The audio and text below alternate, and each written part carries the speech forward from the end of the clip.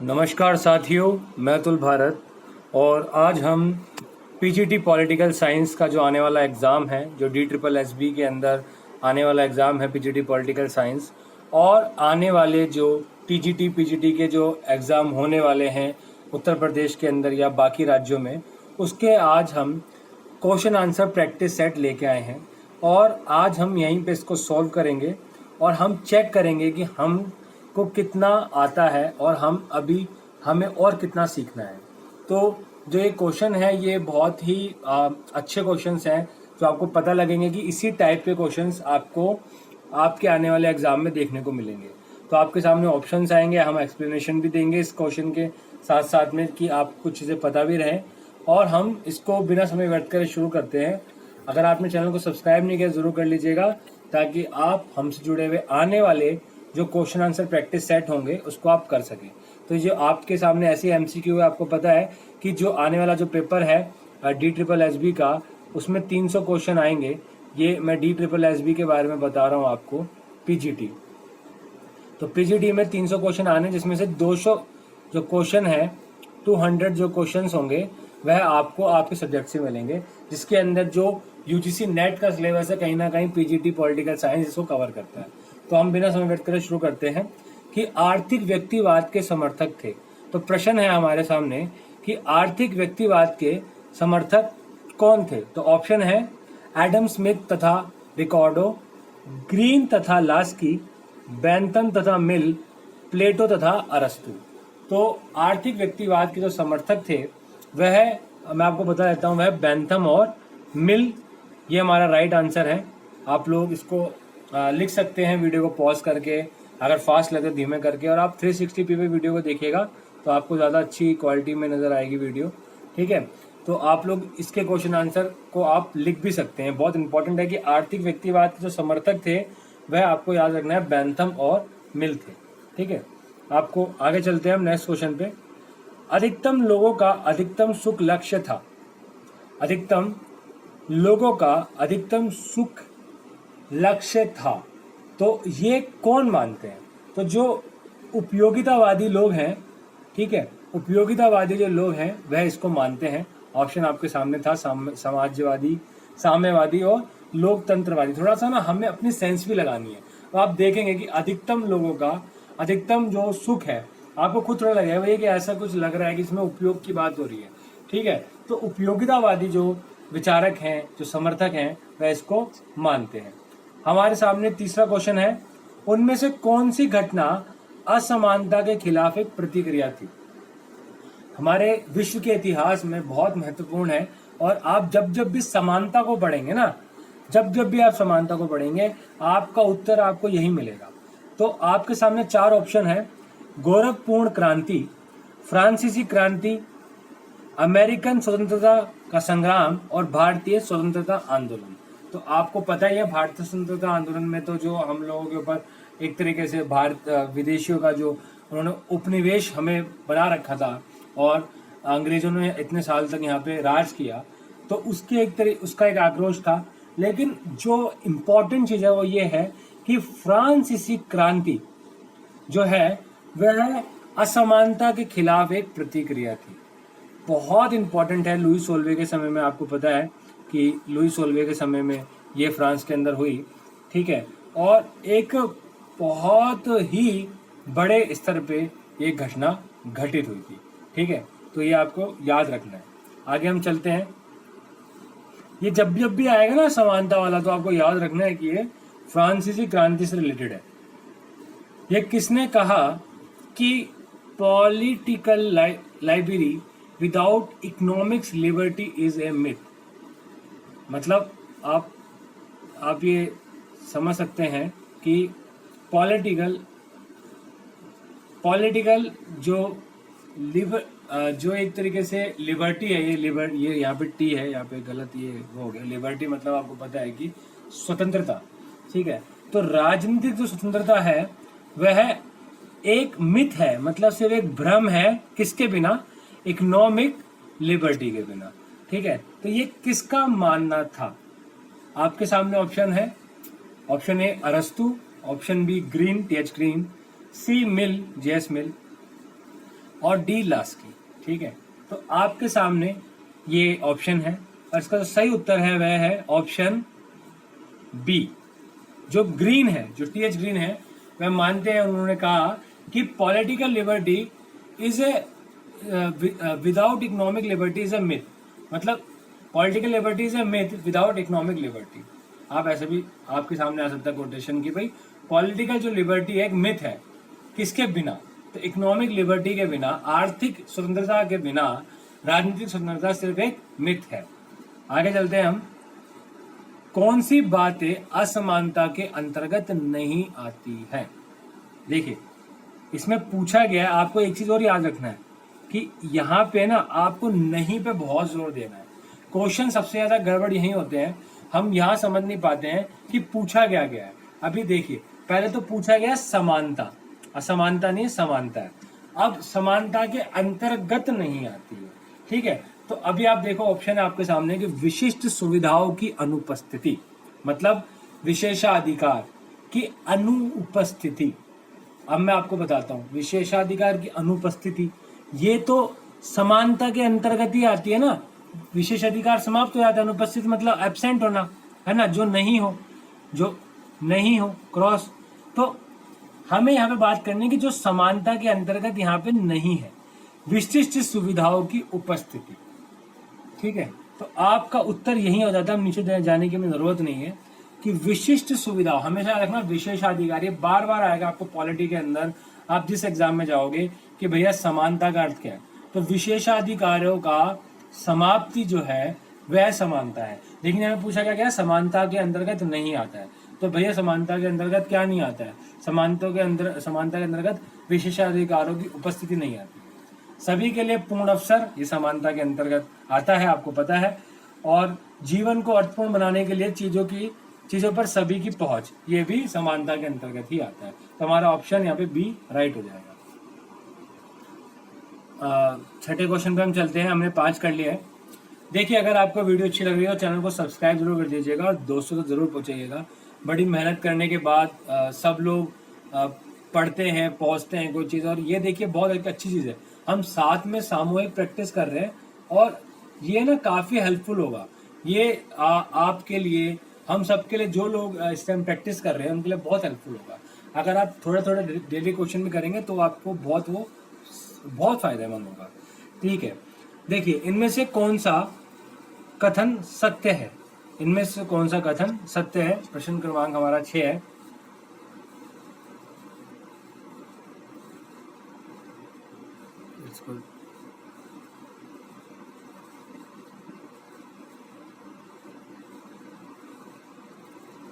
ठीक है, तो इनमें से कौन सा कथन सत्य है? समानता का अर्थ समान व्यवहार और समान परितोष है। समानता का अर्थ आय में बराबरी है। प्रकृति ने सभी को समान बनाया है। सभी व्यक्तियों के व्यक्तित्व के विकास के लिए समान अवसर है। देखिए मैं आपको बताता हूँ, अब आपको ये चारों ऑप्शन दिख रहे हैं ना, आपको लगेगा ये चारों ही ऑप्शन ठीक है, और बिल्कुल सही बात है, होने भी चाहिए। कभी कभार ऐसे आपके सामने क्वेश्चन आ सकते हैं, उस टाइम आपको बेस्ट ऑफ द बेस्ट जो आपकी परिभाषा है वो आपको निकालनी होती है। इसमें मैं आपको बताता हूँ कि समानता का सिद्धांत का जो जन्म है वो विशेषाधिकार संपन्न वर्ग के विरुद्ध एक प्रतिज्ञा स्वरूप में हुआ था, है ना, जो अभी हमने थोड़ी देर पहले आपने देखा भी, जो फ्रांस की क्रांति में हमने भी समानता की बात करी थी। ठीक है, तो वार्षिक प्रतिपादन फ्रांस की राज की क्रांति के समय हुआ, जहाँ पे पहला हुआ। समानता का अर्थ यह है कि समाज में कोई विशेष हित ना हो। दूसरा, प्रत्येक व्यक्ति को अपनी योग्यता और शक्ति के पूर्ण उपयोग का समान अवसर प्राप्त हो। संक्षेप में समानता का अर्थ है समान व्यवहार और समान परितोष। तो आपको इसका उत्तर यहाँ पे मिल गया है। ठीक है, तो आपको इसका राइट आंसर ऑप्शन है। आपको लगेगा समानता का अर्थ आय में बराबरी है, प्रकृति में है, लेकिन यहाँ पे याद रखना है आपको कि जो इसकी जो शुरुआत हुई थी वह फ्रांस की क्रांति के समय हुई थी, जिसमें जो अल्पसंख्यक जो थे, अल्पसंख्यक अर्थात कुलीन वर्ग, और बहुसंख्यक जो सर्वाहार लोग थे, मजदूर वर्ग था, उनके साथ में बहुत ज्यादा शोषण होता था। आपको पता है, आपने फ्रांसीसी क्रांति पढ़ी होगी, नहीं पढ़ी तो जरूर पढ़ लीजिएगा। 9th का पहला चैप्टर है हिस्ट्री का, बहुत बहुत बहुत अच्छा चैप्टर है, आपको बहुत अच्छी चीज समझ में आएंगी इसके अंदर। ठीक है, तो मैं फ्रांसीसी क्रांति नहीं पढ़ाऊंगा यहाँ पे, बहुत लंबा हो जाएगा वीडियो। प्रश्न क्रमांक 7 है, समानता के सकारात्मक पक्ष का अर्थ है। तो आपके सामने है ऑप्शन कि समाज में सभी व्यक्तियों के विकास के लिए समान अवसर, समाज में वर्ग विशेष के लिए विशिष्ट सुविधाओं का अभाव, समाज में सबकी आय लगभग बराबर हो, समाज में सभी व्यक्ति स्वतंत्र हो। देखिए यहाँ समानता की बात हो रही है, स्वतंत्रता की तो बात पहले यहाँ हम एलिमिनेट करके भी कर सकते हैं। देखिए यहाँ पे हम डी काट देते हैं, ठीक है। समाज में सबकी आय बराबर हो, भैया सबकी आय बराबर कैसी होगी? जो जैसे मेहनत करेगा उसके हिसाब से उसको वैसे आय मिलेगी ना, आपको हर किसी को तो आप आय बराबर नहीं कर सकते हैं। समाज में वर्ग विशेष के लिए विशिष्ट सुविधाओं का अभाव, देखिए विशिष्ट सुविधाओं का अभाव तो सभी के लिए होना चाहिए। तो मेनली जो हमारा उत्तर है वो ये है, ये आपके सामने हमारा उत्तर मिल जाएगा कि समाज में सभी व्यक्तियों के विकास के लिए समान अवसर, ठीक है। जो अभी हमने थोड़ी देर पहले ऊपर ही पढ़ा कि समान व्यवहार और समान पारितोष, समान रिवॉर्ड, ठीक है। तो समाज में सभी व्यक्तियों के लिए विकास के लिए समान अवसर, देखिए मैंने अभी थोड़ी देर पहले बताया था, ये वाला है ना आपको ऊपर ही मिलेगा, ठीक है। देखिए समान अवसर, लेकिन यहाँ पे इन चारों ऑप्शंस में बेस्ट जो ऑप्शन है वह पहला है, इसलिए हमने इसको टिक किया है। तो ऐसे आपको क्वेश्चन आएंगे, बिल्कुल आएंगे, वो घबराना नहीं है, ठीक है। नकारात्मक स्वतंत्रता का अर्थ है, प्रश्न क्रमांक 8 है, नकारात्मक स्वतंत्रता का अर्थ है ऑप्शन ए, उन विशिष्ट सुविधाओं का अंत जो जन्म जाति के आधार पर समाज में कुछ विशिष्ट व्यक्तियों और वर्गों को प्राप्त होती है। ऑप्शन बी है आर्थिक स्वतंत्रता की प्राप्ति, देखिए फिर आर्थिक स्वतंत्रता की बात हो गई है, ठीक है। और सी है संपत्ति या जाति के आधार पर कुछ विशिष्ट वर्गों को सुविधा। और ऑप्शन डी है समाज में किसी को कुछ संविधान देना, ठीक है। समाज में किसी को कुछ संविधान देना, संविधान मतलब आई थिंक संविधा होगा, आप आई थिंक ये थोड़ा सा आप समझ सकते हैं, समाज में किसी को कुछ संविधान देना, ठीक है। तो इस प्रकार से आपके सामने है। तो नकारात्मक स्वतंत्रता है, और प्रश्न क्रमांक 8 का जो उत्तर है वह आपसे इसे देखिए कि सबसे पहला ऑप्शन आप देखिए कि उन विशिष्ट सुविधाओं का अंत जो जन्म जाति के आधार पर समाज में कुछ विशेष व्यक्तियों को वर्गों को प्राप्त होती है। क्योंकि यहाँ पे आप उत्तर देखेंगे कि यहाँ पे उत्तर है नकारात्मक स्वतंत्रता की बात हो रही है, सकारात्मक स्वतंत्रता की बात नहीं हो रही है। नकारात्मक स्वतंत्रता जो है मुख्यतः व्यक्ति की स्वतंत्रता की बात करते हैं कि भैया व्यक्ति तो स्वतंत्र है हर उसमें, तो उन विशिष्ट सुविधाओं का अंत, ठीक है। जो लेकिन यहाँ पे क्या होता है कि नकारात्मक स्वतंत्रता के अंदर आप एक चीज देखेंगे, स्वतंत्रता की बात है, तो स्वतंत्रता की बात जो है वहाँ पे सब फ्री है, लेकिन डिपेंड क्या करता है कि नकारात्मक और सकारात्मक स्वतंत्रता में राज्य का हस्तक्षेप ज्यादा मांगा जाता है। बोला जाता है कि वे राज्य कानून बनाएंगे, नकारात्मक वाले बोलते नहीं, राज्य का हस्तक्षेप कम होना चाहिए। लेकिन स्वतंत्रता के अंतर्गत नकारात्मक स्वतंत्रता में भी उन विशिष्ट सुविधाओं का अंत बताया गया है तो जन्म जाति के आधार पर समाज के कुछ विशिष्ट व्यक्ति या वर्ग को प्राप्त होती है। तो भैया ये ही नकारात्मक स्वतंत्रता का अर्थ है कि एक विशिष्ट वर्ग की जन्मजात आधार पर जो सुविधाएं हैं, विशेष अधिकार है, वह समाप्त हो। आगे चलते हैं हम। निम्नलिखित में से किन विचारकों ने समानता को मिथ्या बतलाई है, ठीक है। तो किन विचारकों ने हमारे समानता को मिथ्या बताई है? ऑप्शन है ए प्लेटो एंड अरस्तु, दूसरा Green and Gandhi ji, Mahatma Gandhi, and तीसरा है लॉक तथा रूसो, और चौथा है द डी ऑप्शन है सिसरो तथा बोंदा। तो मैं आपको इसका उत्तर बता देता हूँ कि क्वेश्चन क्रमांक 9 का जो उत्तर है वह ऑप्शन ए है कि प्लेटो तथा अरस्तु ने समानता को मिथ्या बतलाया है, ठीक है।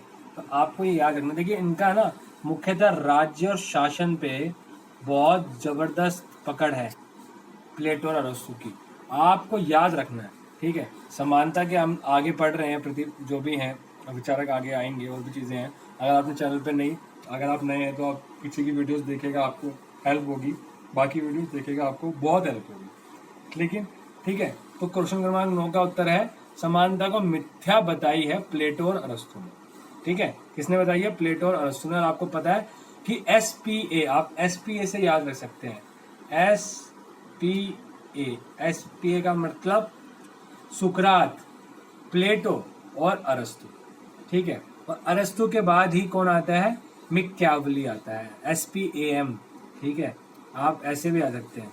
ठीक है, कंप्यूटर में होता है ना, आप स्पैम बॉक्स होता है। ठीक है, तो आप ऐसे भी याद रख सकते हैं कि ये जो 3 विचारक मैंने बताए ये प्राचीन विचारक हैं। और आधुनिक विचारकों में सबसे प्राचीन, मतलब आधुनिकों का भी जो पुराना है वो मैकियावेली को माना जाता है। कभी कभार प्राचीन विचारकों में भी मैकियावेली का नाम आ जाता है। ठीक है, आपको याद रखना है। प्रश्न क्रमांक 10 है कि किस देश में दासों और स्त्रियों को नागरिकता के अधिकार से वंचित रखा? मतलब किस देश ने दासों और स्त्रियों को नागरिकता मतलब सिटीजनशिप के अधिकार से वंचित रखा, मतलब उनको नहीं दी गई? तो आपके सामने उत्तर है, ऑप्शन है A यूनान, B Africa, C Europe and D Britain. तो आपको उत्तर बताना है कि इनमें से जो उत्तर है वैसे उत्तर कौन सा है कि किस देश ने दासों और स्त्रियों को नागरिकता का अधिकार से वंचित रखा। देखिए, अगर आप क्वेश्चन आंसर सेट लगा रहे हैं और आपको लगता है कि हम चल रहे हैं तेजी से, तो आप वीडियो को पॉज कर लीजिए, सोचिए, 2 सेकंड जरूर सोचिए। उसके बाद में आप पहले अपने उत्तर को एक कॉपी पे लिखिए या अपना चुन लीजिए। उसके बाद आप देखिए, आपको पता लगेगा कि आप कितना सही हैं। आपकी जो थॉट प्रोसेस है, आपका जो अंदाज़ा है, अगर आपको कोई चीज़ में पक्का आपको यकीन नहीं है बट आपको ये लग रहा है कि ये हो सकता है, तो आपका जो गैस है वो कितना अच्छा है, आपको ये समझ में आएगा। तो जो यूनान है, ठीक है, यूनान उसका सही उत्तर है कि यूनान ने दासों और स्त्रियों को नागरिकता के अधिकार से वंचित रखा, स्त्रियों को भी और दासों को भी। ठीक है, आपको ये याद रखना है। इस्लाम ने दास प्रथा को बतलाया है। ठीक है, अच्छा मैं आपको बताता हूँ यूनान क्या है। आपको पता है ना यूनान क्या है? यूनान आपको पता ही होना चाहिए मेरे ख्याल से। नहीं पता तो आप लोग सर्च करेंगे और फिर मुझको कमेंट बॉक्स में लिख के बताएंगे। इस्लाम ने दास प्रथा को बतलाया है। अब देखिए भाई, इस्लाम ने क्या बताया? दास प्रथा को क्या बताया? उचित बताया है, अनुचित बताया है, उचित अनुचित दोनों बताया है, इनमें से कोई भी नहीं बताया। तो आपके सामने ABCD ऑप्शन है। तो इस्लाम ने दास प्रथा को उचित बताया है। ठीक है, क्या बताया है? उचित बताया है। आपको ये याद रखना है। ऐसे क्वेश्चन आ सकते हैं, बिल्कुल क्वेश्चन आ सकते हैं। प्रैक्टिस सेट है ये, आप जितना प्रैक्टिस करोगे उतना आपके लिए बेहतर होगा। ठीक है, प्राकृतिक समानता का आशय है।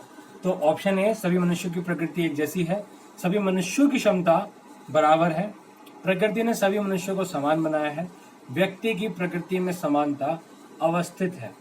ठीक है, देखिए आपको लग सकता है कि भैया पहला भी सही है, मनुष्य की प्रकृति एक जैसी है। ठीक है, लेकिन ऐसा नहीं है। आपको पता है कि कोई किसी की प्रकृति मतलब कोई अलग ही टाइप का बंदा होता है, गुस्सा वाला होता है, कोई खुश मिजाज होता है। ठीक है, प्रकृति आपको ऐसा भी लगेगा कि भैया क्षमता सबकी बराबर है, मनुष्य समान बनाया है ईश्वर ने, आपको ये भी। लेकिन प्राकृतिक समानता क्या है? तो प्राकृतिक समानता का आशय जो है वह हमको ऑप्शन क्रमांक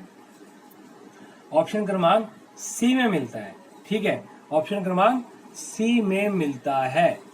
कैसे मिलता है? कि प्रकृति ने सभी मनुष्यों को समान बनाया है। प्राकृतिक समानता के जो समर्थक हैं वह ये मानते हैं कि प्रकृति ने सभी मनुष्यों को समान बनाया है, भले ही रंग, आकृति तथा बुद्धि में एक व्यक्ति दूसरे से भिन्न हो, अतः कानून की नजर में समान है।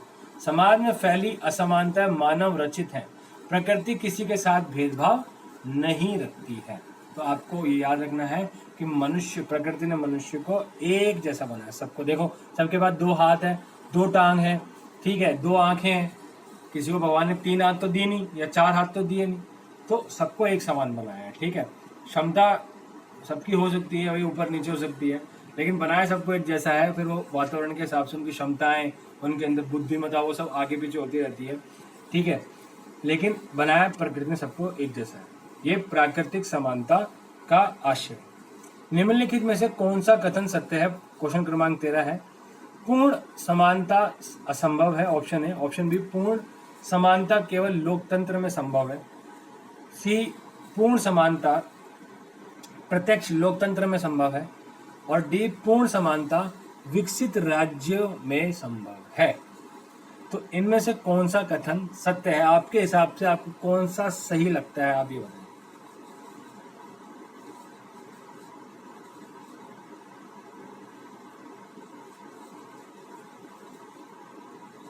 ठीक है, तो आपके सामने देखिए कि पूर्ण समानता केवल लोकतंत्र में संभव है, प्रत्यक्ष लोक में संभव है, विकसित राज्यों में संभव है, या असंभव है, संभव ही नहीं है।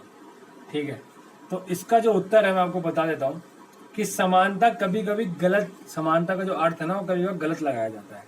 आमतौर पर ये समझा जाता है कि सभी मनुष्य समान ही पैदा होते हैं और प्रकृति ने उन्हें समान रहने के लिए पैदा किया है। तात्पर्य ये हुआ कि सब मनुष्य समान हैं और सभी के साथ एक जैसा बर्ताव होना चाहिए। यह समानता का काल्पनिक रूप है। क्या है? काल्पनिक रूप। संपूर्ण समानता एक कोरी कल्पना है, अर्थात ये असंभव है।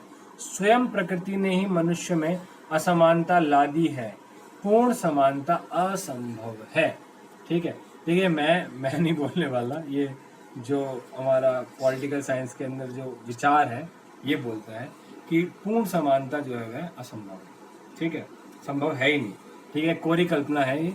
हम बोलते हैं कि प्राकृतिक साक्ष्य है, भाई वो समान है, ये समान है, बट मनुष्य ने और प्रकृति ने ऐसे कुछ किया है, ऐसे जो समानता के जो ये विचारक हैं ऐसे मानते हैं।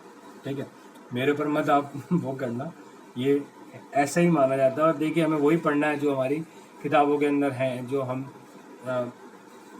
हमारे लिए बेहतर है। ठीक है, प्रश्न क्रमांक 14 पे हम आ गए हैं। आर्थिक समानता का अर्थ क्या है? ऑप्शन ए, समाज में सभी को बराबर संपत्ति। ऑप्शन बी, आर्थिक दृष्टि से न्यूनतम अंतर। ऑप्शन सी, सभी को आर्थिक आवश्यकताओं की पूर्ति। और ऑप्शन डी, इनमें से कोई भी नहीं। ठीक है, तो जो आर्थिक समानता का अर्थ है कि देखिए उसके ना प्रश्न के अंदर ही उत्तर है। आर्थिक की बात हो रही है, आर्थिक की अर्थ धन संबंधित, आय से संबंधित बात है। तो आर्थिक दृष्टि से न्यूनतम अंतर, देखिए बिल्कुल अंतर तो समाप्त नहीं हो सकता है, लेकिन प्रयास करना कि अमीर और गरीब की जो खाई है वह कम से कम हो, और जो गरीब है, मतलब जो जिनकी आर्थिक स्थिति कमजोर है, उनको भी एटलीस्ट इतनी मदद करनी, मतलब उनके लिए ऐसी नीतियां बनाना जिससे जो ये अमीर गरीब की खाई है वह बढ़े ना कम हो। तो आर्थिक दृष्टि से न्यूनतम अंतर जो है वह आर्थिक समानता का हमारा अर्थ है। ठीक है, 14 का ऑप्शन हो गया बी, याद रखना। स्वतंत्रता और समानता एक ही कथन के दो रूप है। ये किसका कथन है? स्वतंत्रता और समानता जो है वह एक ही कथन के दो रूप है। मतलब समानता और स्वतंत्रता एक तरीके से एक जैसे ही है, पर्यायवाची है। ये किसने बोला? हैरिंगटन ने, प्लेटो ने, गॉडविन ने या वॉकर ने? तो इसका जो उत्तर है मैं आपको बता देता हूँ कि ऑप्शन सी जो है वह इसका सही उत्तर है। गॉडविन ने बोला है कि स्वतंत्रता और समानता एक ही कथन के दो रूप हैं। स्वतंत्रता की समस्या का हल समानता है। समानता स्वतंत्रता का आधार है। समानता में ही प्रत्येक नागरिक स्वतंत्रता का सही उपभोग कर सकता है। अगर व्यक्तित्व के विकास का समान अवसर ना मिले तो स्वतंत्रता कायम नहीं रह सकती। तो एक गॉडविन का विचार आपको याद रखना है। प्रश्न क्रमांक 16, जीवन के अधिकार का अर्थ है। ऑप्शन ए, किसी का जीवन समाप्त कर देना। ऑप्शन बी, आत्महत्या कर लेना। ऑप्शन सी, एक सुरक्षित और संरक्षित जीवन व्यतीत करना। ऑप्शन डी, किसी का खून कर देना। ठीक है, तो अब आप इसमें खुद ही देखो कि आपको कैसा, मतलब आप देखोगे कि भैया जीवन समाप्त कर देना, आत्महत्या कर देना, इसका मतलब ये थोड़ा ना कि भैया जीवन का अधिकार है तो आप जीवन खत्म ही कर दो। नहीं, बिल्कुल नहीं। ठीक है, और किसी का, या तो सीधे क्वेश्चन या तो सीधा ऑप्शन दे दिया किसी का, मतलब किसी का जीवन आप समाप्त कर दोगे? नहीं। किसी का खून कर देना? बिल्कुल नहीं।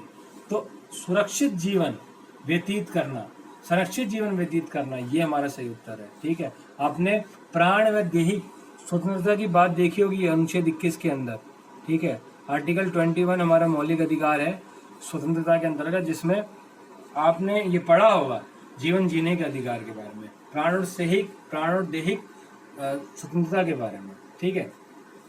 प्रश्न क्रमांक 7, व्यक्तिगत स्वतंत्रता का अधिकार एक सीमित अधिकार है, निरंकुश अधिकार है, आर्थिक अधिकार है और एक नैतिक अधिकार है। तो आपके सामने उत्तर है कि व्यक्तिगत स्वतंत्रता का अधिकार मतलब आप व्यक्तित्व, इंडिविजुअल, आपका जो राइट है, इंडिविजुअल जो आपकी फ्रीडम है वो क्या है। एक निरंकुश अधिकार है, आर्थिक अधिकार है, नैतिक अधिकार है। तो ये एक ऑप्शन, इसका राइट आंसर है ऑप्शन ए। ये एक लिमिटेड राइट है, एक सीमित अधिकार है, इसकी लिमिटेशन है।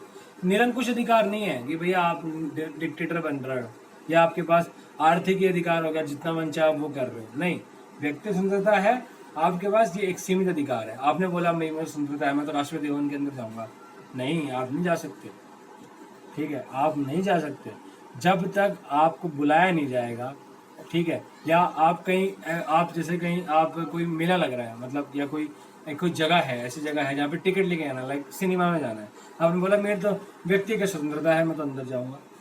मुझे स्वतंत्रता दे रखी है भारत ने, आपको दे रखी है, लेकिन वह एक सीमित अधिकार है।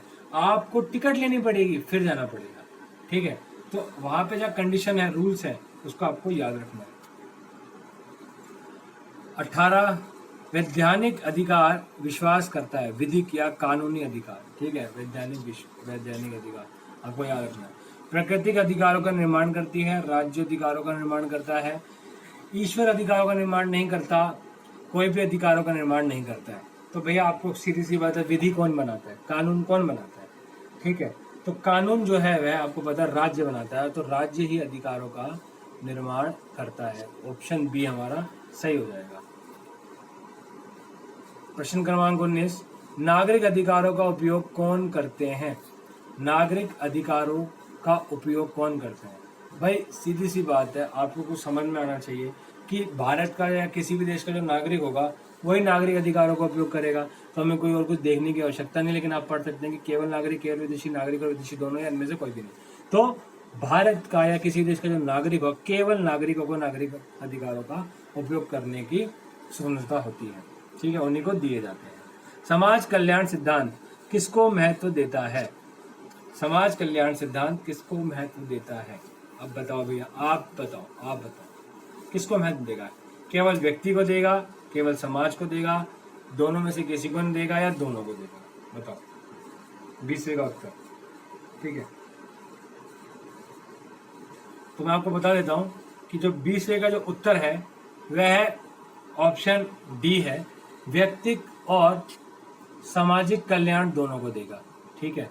समाज कल्याण सिद्धांत जो है वह किसका पक्षधर है, वह पक्षधर है व्यक्तिगत और सामाजिक, इन दोनों का कल्याण होना चाहिए, मिलकर कल्याण होना चाहिए, ठीक है। जिसमें रॉस्की पाउंड और प्रोफेसर चेफी जैसे इस सिद्धांत के समर्थक ने कहा है कि कानून, रीति रिवाज और प्राकृतिक अधिकार आदि का लक्ष्य समाज का हित होना चाहिए। लास्की ने सामाजिक कल्याण के इस सिद्धांत के साथ आदर्शवादी सिद्धांत को भी जोड़ दिया है। कोई भी व्यक्ति अधिकार के बिना अच्छी अवस्था में नहीं पहुंच सकता। सामाजिक कल्याण सिद्धांत व्यक्तिक और सामाजिक कल्याण दोनों महत्व देता है, ठीक है। सामाजिक कल्याण सिद्धांत व्यक्तिक और सामाजिक कल्याण दोनों पर महत्व देता है। ये लास्की ने भी बोला है, ये प्रोफेसर चेफी ने बोला है, रॉस्की पाउंड ने बोला। मैं आपको बता दूं, बहुत सारे ऐसे विचारकों के नाम आएंगे जो आपको लगेगा कि सिलेबस में भी नहीं है, लेकिन एक्चुअल में वह किसी न किसी धारणा या राजनीतिक सिद्धांत से जुड़े हुए हैं, इसलिए उनका नाम आपको बार बार पढ़ने को मिलेगा। जैसे आपने अपने गॉर्डन को पढ़ा, गार्नर को आप पढ़ेंगे, ठीक है। मॉन्टेस्क्यू, वो तो चलिए बैठ के बहुत बड़े हुए हैं, आपको भी आगे भी पढ़ने को मिलेगा, लेकिन ऐसे बहुत सारे आपको विचारक मिलेंगे जिसको आप हिस्ट्री आप उनकी नहीं पढ़ोगे, लेकिन वो किसके समर्थन करते थे, किसकी आलोचना करते थे, ये आपको पढ़ना पड़ेगा, ठीक है। तो आपके सामने 21वां आ गया है प्रश्न, किन अधिकारों को 1948 में राष्ट्र संघ की साधारण सभा ने अनुमोदित किया। राष्ट्र संघ, यूनाइटेड नेशन, ठीक है, आपको याद रखना 1948 में, ठीक है। तो अनुमोदित किसको, किस चीज को किया, ठीक है। तो ऑप्शन मानव अधिकारों को, नागरिक अधिकारों को, वैधानिक अधिकारों को है, किसी को भी नहीं। तो साधारण सभा ने किसको अनुमोदित किया, आपको ये बताना है। मैं आपको बता देता हूँ कि इन तीनों को ही नहीं अनुमोदित किया था। इनको जब भी किया है बाद में किया गया है, 1948 में इनको किसी को भी अनुमोदित नहीं किया गया। तो ऑप्शन डी जो है वह हमारा सही है। आपको ऐसे भी क्वेश्चन देखने को मिल सकते हैं, पुराने प्रीवियस ईयर क्वेश्चन आप ढूंढेंगे ना, आपको मिलेगा ऐसे क्वेश्चन। संविधान उस पद्धति का प्रतीक होता है जो किसी राज्य द्वारा अपने लिए बनाया जाता है। यह उक्ति किसकी है भाई? संविधान, तो संविधान है, ये उक्ति किसकी है? संविधान उस पद्धति का प्रतीक है जो किसी राज्य द्वारा अपने लिए बनाया जाता है। तो ये जो उक्ति है ये प्लेटो, अरस्तु, बोंदा या हॉब्स, किसके बारे में, किसने बोला है? ये बोला है ऑप्शन बी, अरस्तु। ठीक है, आपको ये याद रखना है। ठीक है, संविधान राज्य द्वारा अपने लिए बनाया जाता है। ठीक है, ऑप्शन क्वेश्चन क्रमांक 23 है, संविधान के अंतर्गत कौन सी एक बात नहीं आती है? राज्य के शासन का स्वरूप का गठन,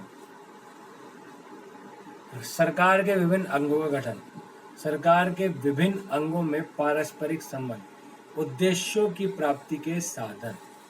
देखिए भाई, संविधान के अंदर राज्य के शासन के स्वरूप के बारे में तो बात है ही, संगठन के बारे में भी है, सरकार के विभिन्न अंगों के बारे में भी बात होती है। आपने भारतीय संविधान भी देखा ही है।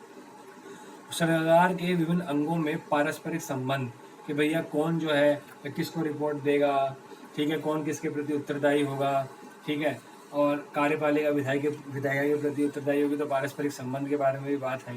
लेकिन उद्देश्यों की प्राप्ति के साधन, ठीक है, उद्देश्य भी हो जाते हैं। आपने साहब उद्देशिका पढ़ी है तो उद्देशिका में उद्देश्य भी है, लेकिन प्राप्ति के साधन नहीं बताएंगे। तो ये हमारा सही उत्तर हो जाएगा। ठीक है, क्योंकि यहाँ पूछा गया है, नहीं पूछा गया कि संविधान के अंदर कौन एक बात नहीं आती, कौन सी एक बात नहीं आती है। ठीक है, प्रश्न क्रमांक 24 है, उत्पत्ति और निर्माण के आधार पर संविधान कितने प्रकार का होता है? लिखित और अलिखित, विकसित और निर्मित, लचीला, कठोर, इनमें से कोई भी नहीं। उत्पत्ति और निर्माण के आधार पर संविधान कितने प्रकार का होता है, बताइए आप। उत्पत्ति और निर्माण के आधार पर, हाँ जी,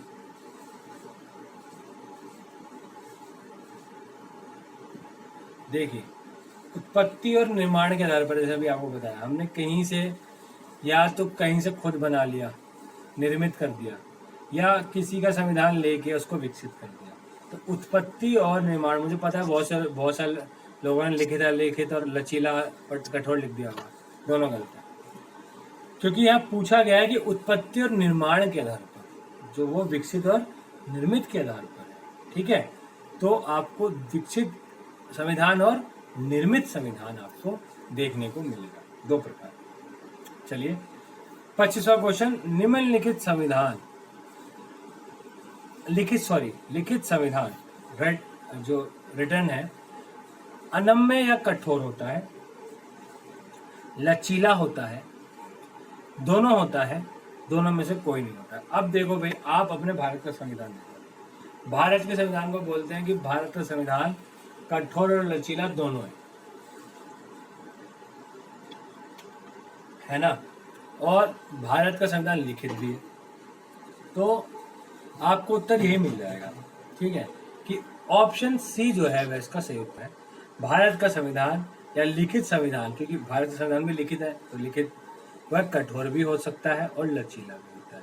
ठीक है, लिखित संविधान कठोर भी होता है और लचीला भी होता है, वो आपके ऊपर डिपेंड करता है कि आप उसको कैसा बना सकते हैं। कहा जाता है कि लिखित संविधान कठोर होता है क्योंकि अलिखित संविधान में संशोधन की प्रक्रिया सरल होती है और लिखित संविधान में संशोधन की प्रक्रिया कठिन होती है। लेकिन व्यवहार में देखा गया है कि अमेरिका के संविधान लिखित संविधान को सबसे अधिक संशोधित किया गया और कर लिया जाता है, जबकि इंग्लैंड का संविधान अलिखित होते हुए भी अधिक संशोधन नहीं कर पाया है।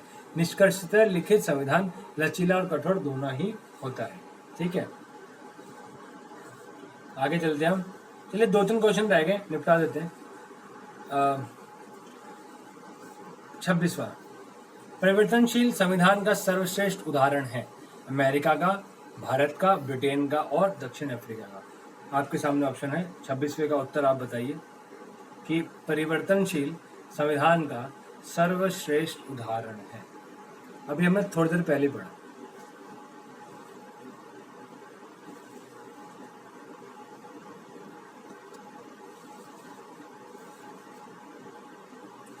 छब्बीसवें का सही जो उत्तर है वह है ब्रिटेन के संविधान के बारे में। ठीक है, ब्रिटेन का जो संविधान है वह परिवर्तनशील संविधान का सर्वश्रेष्ठ उदाहरण है, ब्रिटेन का संविधान। ठीक है, आपको ये याद रखना है। प्रश्न क्रमांक 27, कठोर संविधान का सर्वश्रेष्ठ उदाहरण है। मेरे ख्याल से आप पकड़ पा रहे होंगे कि सबसे जो कठोर है वह किसका संविधान है। तो हमेशा सुनने में भी आता है कि अमेरिका का जो संविधान है वो सबसे कठोर है। तो कठोर संविधान का सर्वश्रेष्ठ उदाहरण है अमेरिका का संविधान। प्रश्न 27 का ए। ठीक है। 28, संसदीय शासन प्रणाली में कार्यपालिका का उद्गम स्थल क्या है। भैया, कार्यपालिका जो है वह कहाँ से पैदा होती है। आपको पता है, कार्यपालिका न्यायपालिका से होती है, नगर पालिका से होती है, राष्ट्रपति से होती है। देखो भाई, यहीं पे ना आप सब क्रॉस मार दो, ना न्यायपालिका से होती है ना नगर पालिका से होती है, और राष्ट्रपति से भी कोई उद्गम कार्यपालिका का नहीं होता। हाँ, जरूर कार्यपालिका के वो अंग है, बहुत इंपॉर्टेंट चीज़ है, लेकिन जो उद्गम है वह है आपका व्यवस्थापिका।